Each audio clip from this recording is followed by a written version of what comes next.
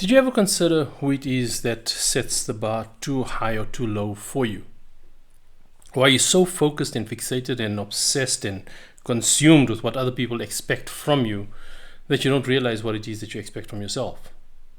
One of the biggest blind spots that most people have is that they don't realize that their opinion of themselves weighs in more on how they feel about life than what they think anyone else's opinion is of them. And here's why it's so important, right? Because it's what I think of myself that becomes my point of reference against which I'm going to evaluate or consider whether what someone else is saying about me is true or not. If I don't know myself well enough, then everything that everyone says about me is going to be something that I'm going to have to take seriously, consider, defend, explain, justify, excuse. I'm going to come up with all sorts of ways in which I'm going to need to respond to it just because it's not what I might want them to think of me. Think about that. If I don't have an informed opinion of who I am, then that means that I'm defined by what I think others think of me. And that right there is the source of duress, the source of stress, the source of depression, the source of everything. Is that my self-awareness, my self-respect, what it is that I believe I am capable of and I am worthy of, that determines my expectation and my hopes and my aspirations. So how do we lose sight of that? How do we become so consumed by whether or not we're good enough and whether or not we are getting what we deserve that we don't realize that a lot of it is defined by what we make ourselves available to? So the answer to the question about who sets your bar too high or too low, it's a very simple answer, very uncomfortable answer for many. The answer is, it's you. You are responsible for what you expect from yourself. And if you are at odds with yourself and someone else is expecting something from you, then that creates tension. Creates tension in the relationship, creates tension within yourself, creates stress, especially if the person expecting something from you is someone that you can't deny. Might be your boss at work, could be a parent, could be a partner, could be your children, could be anyone. But the moment you have a relationship with someone that makes that relationship so important that you don't have the choice to opt out of it, that then becomes a major source of duress if you're not in a good space with yourself within the context of that relationship. And it's always within the context of how you are with yourself, not within the context of how you feel about that situation. You see, the more mindful we are about who we are, the more in tune and grounded we are about that understanding, the easier it becomes for us to choose what we take from what life throws at us. When I say what we take from it, I've touched on this before, but it's really important because most people still don't get this. What we take from the situation is what we are convinced about life and ourselves and how the world works based on the experience in that situation. And that's what we need to remember, is that what we take from our life experiences, from the time we first became somewhat socially aware of the people around us, and we then became aware of ourselves, and so on. What we then took as life lessons from all of those experiences and observations and what we witnessed and everything else, that becomes our level that we set for ourselves, the bar that we set. So if we, in an environment where we are constantly criticized, we might assume that we're not good enough. But it could also be that the reason why there's constant criticism is not because we're not good enough, it's because there's always a belief that there's more potential for us to do more. And that's something that trips up a lot of people. For good reason. I can understand why it is that it might be difficult to see it with as a glass half full kind of perspective. But think about it, right? It would be completely stupid for someone to have an expectation of you about something that they genuinely believe you're incapable of achieving. It's like expecting a high school student to go and perform brain surgery. That would be dumb, right? So for anyone to persist and insist that that must be done, I don't care what you have to say about it, I don't care what you do, what you think, you just will do it. That's just complete ignorance on the part of the person having that expectation. So for the most part, unless someone is completely detached from reality, when someone has an expectation of you, and similarly when you have an expectation of someone else, that expectation is driven by some belief, whether conscious or subconscious. There's reason for you to believe that it's possible. There's reason for you to believe that it's possible for them to do for you what it is that you need from them, or for them to believe that you are capable of doing what it is that they expect you to do. And it's that we lose sight of, because we're so focused on whether or not they're fair or unfair, sensitive or insensitive, whether they consider us with empathy or not, that we lose sight of the fact that innately in the fact that they have an expectation means that they believe we're capable. And then here we are sitting and beating ourselves up about how it is that we're incapable and inadequate and all of that. And then that becomes our defenses. Then we whatever we think of ourselves becomes the reason why it is that we need to protect ourselves from being seen that way. We're crazy. Not crazy mental hospital kind of crazy. We lose the plot so easily because we lose ourselves to what we consider to be our standing with others. If they say that about us, what does that mean they think of us? Who do you think you are? Why do you say that about me? Why don't you look at me with more respect or admiration or gratitude or whatever it is? And that's where all the problems come in relationships, right? It's about how it is that we need to feel in someone else's presence or company versus how it is that they treat us. So if we place someone on a pedestal and they treat us from where they are, we automatically assume that they don't actually see us the way we want them to see us. Not because they do or don't, but because our expectation of them is higher than their expectation of themselves. Similarly, if our expectation of ourselves is lower than what it is someone has of us, we will then automatically assume that by them expecting so much, that's just unreasonable, that's persecution, and then we feel oppressed and we feel as if life is unfair and all of that. Because we're so busy self-loathing and having self-pity that we can't bring ourselves to realize that we have capability and we have capacity and we have means and resources and opportunity that we're just not using because we're distracted from it. It's like you've got the whole of your life looking at you in this direction, like just waiting for you to embrace it. But you're so focused on this part of your life because like, oh my God, it was so bad. You don't know how bad I've got it. You don't know how difficult it is. You don't know what I've been through. Why does any of that matter relative to what you need to achieve in the present moment? Seriously, it sounds like an insensitive question, but just think about it, right? Let's say you had one absolutely horrific life up until now, right? Now let's just set sentiment aside and look at the practicality of it, because this is what determines whether you can prevail in times of absolute duress or not. Is that when there's urgency for what it is that is needed from you, you don't care about whether you had a tough life or not. The urgency of it, life or death situations, etc., demands that you just step up and do what you need to do.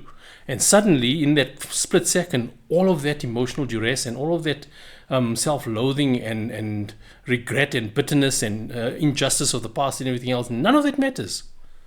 It absolutely doesn't matter in that moment where you just have to act with urgency because the consequences of you not acting is so grave that you just cannot even contemplate it.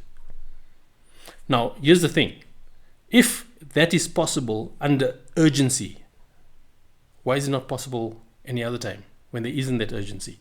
Why is it that we need that level of urgency, of pressure, of stress, of deadlines before we act? Because we're distracted. If I can do something at the last minute, it means I could always do it.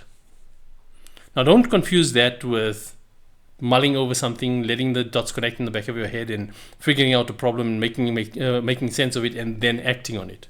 Different thing completely. But if you're pushing things out because you just don't feel like it doesn't feel pleasant, you want to avoid it and all of that, it means that when you eventually do it, even at the last moment, or even if you pass your deadline and you still do it, it means you always have the capacity and the capability of doing it, which means that the expectations that anyone had over you about doing that, those expectations weren't unreasonable to begin with. And that's how we end up creating problems instead of solving problems. is that we're so fixated on how we feel about things that we don't focus on what we are capable of doing about things. I think in a way, and this might come across as offensive to many, but I think in a way that's what privilege looks like. Privilege looks like having options not to do something that needs to be done. And when we don't see it as privilege, we see it as self-care. Ooh. Because that's what a lot of people like to think, right? I'm not going to do something I don't want to do because that is me claiming my space. Okay, cool. What if everyone did that? Then you lose the right to complain about someone else that does exactly the same in return when you need them to do something for you. But why is it that we don't claim that privilege when it is that we need something from someone else? Then we're willing to comply and we're willing to sacrifice and we're willing to collaborate and do all of those wonderful things because we need something from them. That's what selfishness looks like. But why selfishness? We can judge at that point and say, yeah, you're selfish. Yeah, you lack respect. Yeah, you're ungrateful. Why? Why do we get to that point? What kind of harm are we doing to ourselves when we approach life in that way? We don't ever consider that. We're always considering what we want others to see and what we want others to understand and make excuses for us. We'll need pity from others when we feel self-pity for ourselves. And the reason we feel pity for ourselves is because we see ourselves as a victim. Now, I've said this before, and it might be a trigger for many, and so be it. Your triggers are yours to own. If you feel like a victim long after the event itself, that's on you. That's something you have every bit of control over to be able to figure it out, understand it, and move beyond it. Take the lesson, learn what it's trying to teach you, and move on. But you won't do that if being in that victim state protects you from other things. And what does it protect us from? Being in that victim headspace. It protects us from having others expect too much from us. It protects us from others assuming that we're inadequate, not enough. Because when we struggle to achieve something, we have then a legitimate claim to say, but you know how difficult it is for me. You know what I've been through. You know what I'm struggling with. So that's why you must, make excuses for me. And there's a very big difference between someone else seeing with empathy why it is that we deserve a break or some leeway versus us claiming it when they have a right over us, and vice versa. Because that's what happens, right? If I have a right over someone else doing something for me or showing up for me in a certain way, and I willingly forego that right, I willingly let go of it in that moment because I can see, hey, you got a lot on your plate, don't worry about it, this can wait. That's for me to decide, it's not for you to decide. Because it's my right, not yours. And vice versa, if you have a right over me, and I'm sitting there and I'm thinking, hey, I'm so stressed and everything else, it doesn't mean that I must just ignore your rights because, I've got things happening here and there's other people that rely on me as well and I've got so much going on in my life. No. If that's your right over me, then I am obliged to try to reason with you and explain to you why it is that I just don't have the capacity to do it right now, but I'll try my best in this way or that way or whatever it is to make up for it as soon as I can. And then whether or not you see fit to be lenient in that way, that's still your right. The problem is we want to claim how it is that others must feel about the rights that they have over us. And then they're not allowed to have an opinion of how we feel about the rights that we have over them. And what's lost in all of that? Empathy, compassion, and seeing the human. And that's why the world sucks. That's why we've got craziness all over the place. That's why society is falling apart while they think they're actually evolving into the best version of themselves. Here's a newsflash for all these best version of yourself people. You cannot be the best version of yourself at any point in time in your life because the next moment always offers an opportunity for improvement. And that's not just a cynic's take on it. Think of it practically. And the best version of yourself has to incorporate your duty and responsibility to others around you. It cannot just be who you want to be for yourself and for what is important to you. Because it's that selfishness, that hyper-individuality that is causing society to crumble, to implode. That's why we can justify the killing of innocents without batting an eyelid. Why? Because we don't see the human anymore. We only see entitlement, and we see causes and justification and who's right and who's wrong. We don't see the human struggle anymore. And you won't see in others what you do not see in yourself. If you treat yourself as if you're inhuman, subhuman, or less than human, and you don't realize that you're doing that, that's how you set your bar for what it is that is acceptable in the way you can treat others. That's when you're willing to accept things that you haven't earned while feeling entitled to receiving it. That's when your internal compass is reflected in the way you treat others. And that's a critical lesson in life, is understand that you cannot give what you don't have. And by association, by extension, if we take that and flip it around, it also means that you can only give what you do have. So if you're always angry and bitter and complaining, that's who you are. Don't fool yourself for 1 second to believing that, no, that's not who I am. I just have a lot to complain about because look at all of these things that are wrong. No. Every single moment of every single day, every single human that is alive has something that they can legitimately complain about. Every one of us.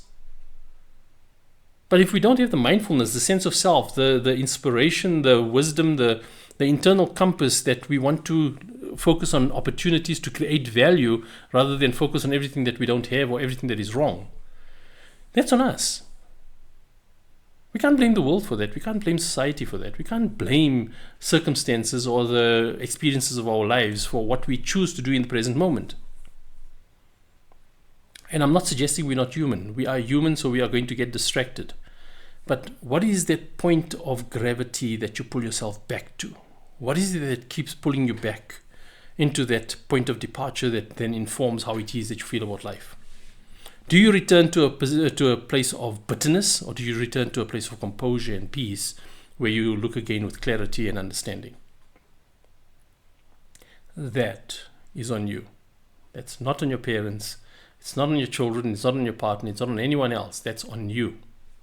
And until we claim accountability for how we feel about ourselves before we blame others for making us feel a certain way, we'll always have problems. We'll always have contention in our relationships, and we'll have all sorts of things that will keep weighing us down, and we'll keep going through life thinking, when am I going to get my turn? When am I going to get my opportunity? When am I going to be able to do what I need to do or achieve what is important to me? That's a victim mindset. You have to choose consciously what it is that you want for yourself in that moment and understand meaningfully what that implies to your longer term goals or vision for your life. But if you don't have that longer term goal or vision for your life, and you just got to wish, like, yeah, I wish I could be an astronaut, I wish I could be a doctor, I wish I could be this or that or the other. Cool. It's your wish, your dream. You go for it. But if you do nothing about it, and if you don't actively evaluate what you're doing on a daily basis, whether it takes you closer to or further away from that, and there's no neutrality, right? There's nothing that you do that doesn't affect it either way. So if you have a goal in mind, if you have something that you are looking to achieve, and every day you wake up and you do everything but what's going to bring you closer to that goal, you don't get to blame life for it. You blame your choices. You take accountability for that. And then if, because of your value system, the principles you live by, the cultural norms, the religious structures, whatever it is, the scripture that guides your life, whatever that is that determines how you prioritize your decisions on a daily basis, you make peace with the fact that, yes, that would be great, but these things that have a demand of my time and of my capacity and my presence, that has more value or weight in the bigger scheme of things for me to pursue what might be a personal goal or selfish goal. And then you make peace with that. You accept that because that's your value system subscription. You're subscribing to that being important and that being true. But you can't go and do that and you keep submitting to this code of life and you say, yeah, well, society expects that from us and that's why we don't have opportunity. Rubbish. Throughout history, and I mean throughout history, there's no exception. Every single period, every single era, every single society or civilization that rose and fell and all of that, there were times when there were exceptions to the rule, both for women and for men, not just for men. So forget about all of that patriarchy and misogyny and the dominance and everything else. Yes, there are systemic problems in that, but the point is you either are contributing towards enabling and sustaining what is wrong with society because you feel you're powerless, but you're just not willing to make the difficult choice, or you are actively working towards undoing that structure or that norm or that cultural prejudice that is holding you back or that is oppressing others. And that's what we call agency, right? Effectively, everything I'm talking about today is really a reflection of your agency, your ability to choose what it is that you want to do with this phenomenal opportunity you have that we call life. But most people don't see it that way. Most people want to see life as such a burden and then we're going to die. That's ingratitude. Because ingratitude is when you take things for granted, even though those things you're taking for granted enable you to achieve something good. It enables you to create opportunity or benefit or value for others. And when you set that aside, you leave it, you ignore it because my life is so difficult, I got so many things on my plate, I'm not going to do that, it's not my problem and all of that. Then you're taking that for granted. And by default, when you take something for granted, it diminishes and withers away. It erodes, it becomes devalued, it becomes dysfunctional. Similar to your health. Take your health for granted and what happens?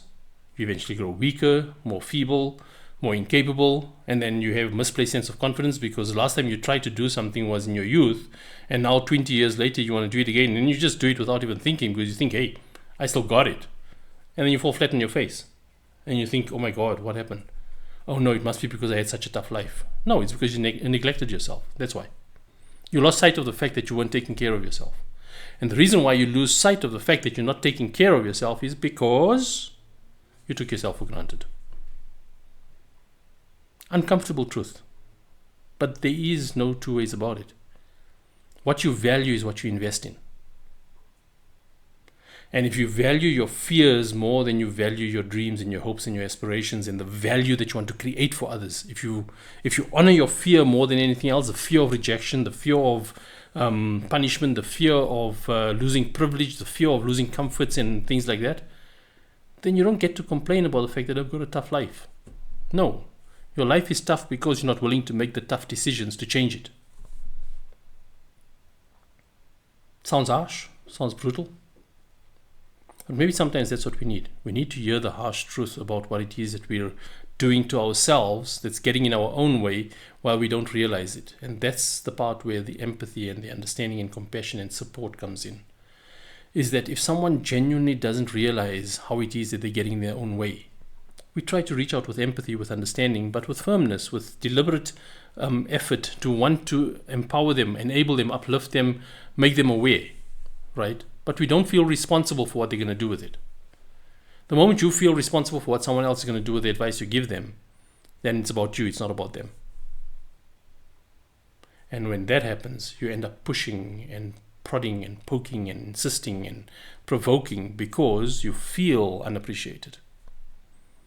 You feel as if you're not significant enough, as if your efforts are being diminished or taken for granted or whatever it is. And then when it becomes about you, understand that in that moment it reflects your self-worth relative to what you need from that situation.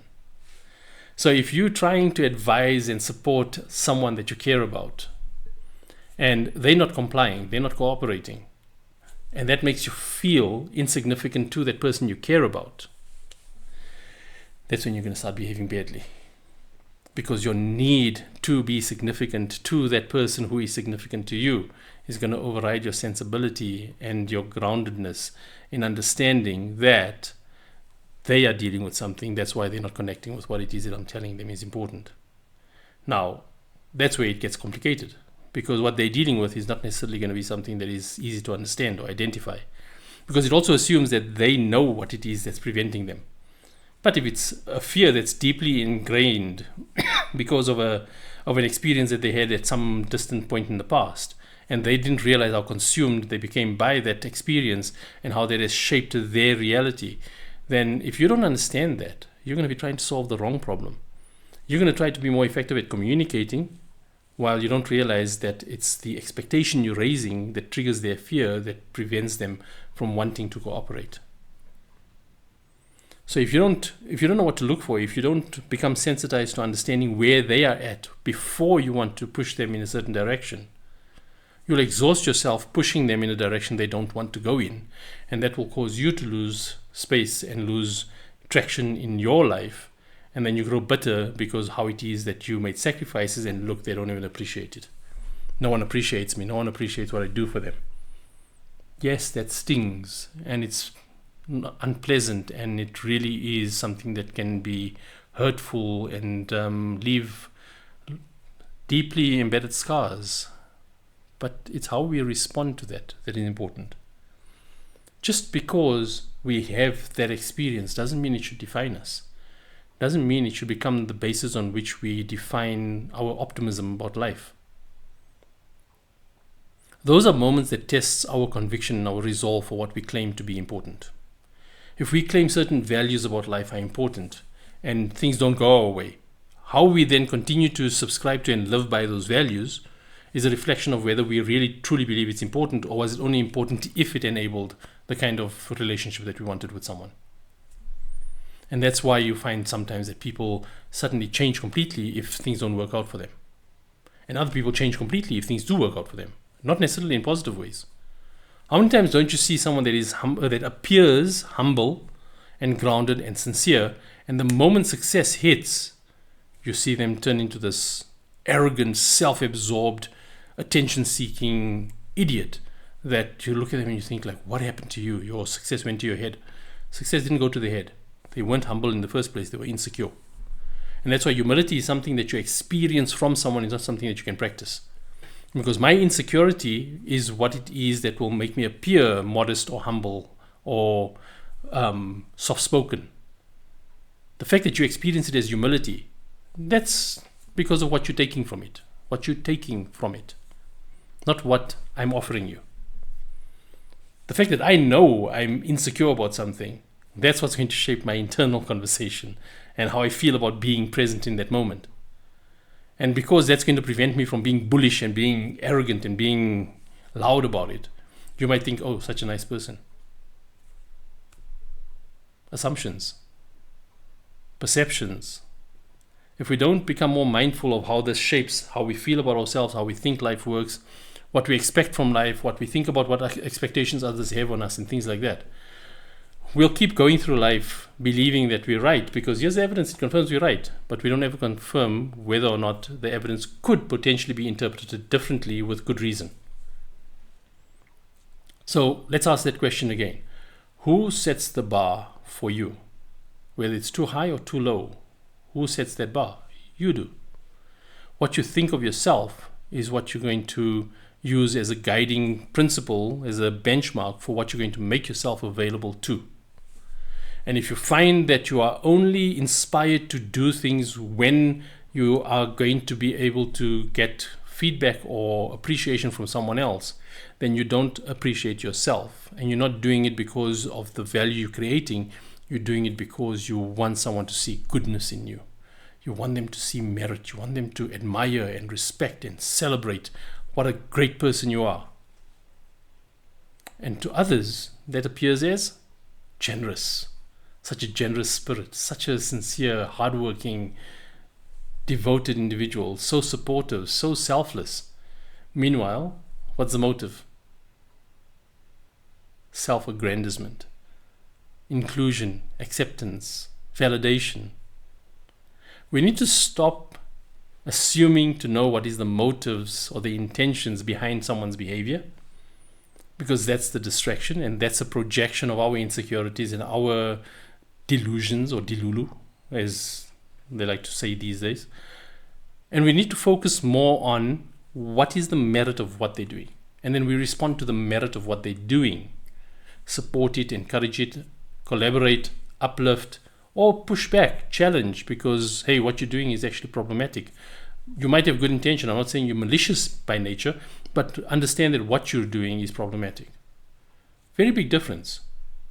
Now, if someone's looking for validation, they're going to take that as criticism. They're not going to take it as constructive feedback. So how you feel about yourself is directly the point that determines what you think of what others do for you or do to you. And one of the key ways of determining where you're at is when someone treats you a certain way. Is your initial reaction, you make me feel? Or is your initial reaction is, I don't like what it is that you're doing? Do you own your opinion of it, or do you blame them for your feeling of it? It's on you. And it might seem harsh, it might seem too demanding, it might seem as if I'm diminishing the struggles you've been through when I talk about the victim mindset and all of that, but I'm not. Those are very real, not dismissing that for 1 second. The tough question you need to ask yourself is, are you going to be defined by the experiences of your life? Or is your wisdom going to be informed by the experiences of your life? What are you looking for? Are you looking for what lessons could be learned so that you could be better? Or are you looking for what things could go wrong so you could have more fear? What you take from life is everything. What life throws at you, it's opportunity. Sometimes it's morbid humor, it's dark humor. Sometimes it's just an opportunity to realize exactly how bad things can be, so that when you have your good moments, you appreciate it more because you know it could be a whole lot worse. That counterbalance is what gives us perspective. And if you're going to try and lead a safe life, best version of yourself every day and all of that nonsense, you're going to be avoiding that balance in life where you have ups and downs. And like I've said before, you don't learn anything from riding the crest of the wave. You only learn from hitting the trough, from crashing. It's failure that teaches, success confirms. Success confirms that what you learned from failure is valid, has merit. It doesn't teach you anything new. It only validates that, okay, yes, what you know to be true about how to achieve this, well done, you did it. That's all success does. But then we become so needy of everyone else seeing how successful we are that we lose sight of that, and then we protect ourselves from failure. And then we grow stagnant and we become vulnerable, but we don't see ourselves as vulnerable because we see ourselves as protecting what we have. And that vulnerability that develops is we become redundant. Our skills, our competence, our knowledge, our value that we're creating becomes redundant because it gets outgrown. It becomes yesterday's news. And someone else who isn't focused on that, they're seeing opportunity in what it is that we're slacking on. And that's how we become inadequate, because we didn't continue growing. Someone else came, found the gap, and they ran with it, and they made us redundant. And then we blame the world and we blame everyone else because I did so much to get us to this point, and look how people don't appreciate it. It would be great if everyone appreciated everyone else. But it will also be great if everyone realized how distracted they are when they need to appreciate, not just themselves, but even the people around them. Let's try and get that right. Let's try and get the internal distractions sorted out so that we operate with more clarity and with more conviction and purpose, rather than the fear of what would happen if we don't act, if we don't do something, if we don't pursue something. Majority of the people that I've come across in life, and I've been around for more than half a century, so I've been around the block a few times, and I've had a very colorful life. So I can tell you without a doubt that the majority of people that I come across in life, they do things, even the successful ones, in fact, especially the successful ones, they do things because of the fear of what would happen if they don't do it. They don't do it because they're passionate about what it is that they're actually trying to create or achieve. The vast majority of people live by fear. There's a very small handful who actually live with purpose and conviction. And you get to decide which side of that fence you're on. And again, there's no neutrality. Just forget about neutrality. There is no neutrality in life. You're either contributing or you're taking. There's no point in time when you can sit still and not contribute or not take. Because if you're not contributing, that means you are consuming. Because you have to consume to survive. And if you are consuming, you are not contributing. And the more aware you become of that, the more you can choose consciously for who do you want to be. Do you want to be a consumer or a contributor? Do you want to uplift or do you want to take? Do you want to complain or do you want to change? What do you want to do? What do you want to do with the life, this amazing opportunity you have? What do you want to do with it? Do you want to sit back and wait for opportunity so that you can get your moment, your 15 minutes in the limelight or your 15 seconds in the limelight these days? You're waiting to go viral or something? Or are you going to live purposefully every single day and not care whether someone else notices or not, because what you are left to reflect on when you go to bed at night leaves you with a sense of accomplishment or peace, or with hope that you did something today that you can build on tomorrow. Don't expect to conquer the world in one day. Sometimes we shouldn't expect to conquer the world in one lifetime either.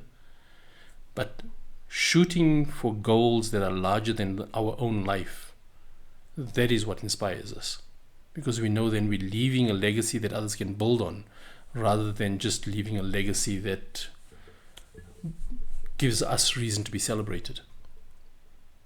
We need to move beyond that. And the only reason you're going to move beyond that is if you hold yourself to a higher standard. And you stop lamenting what life threw at you, because what life threw at you is not what is defining what choices you're making about what life has to offer. I'm Zaid Ismail. I hope I triggered you today.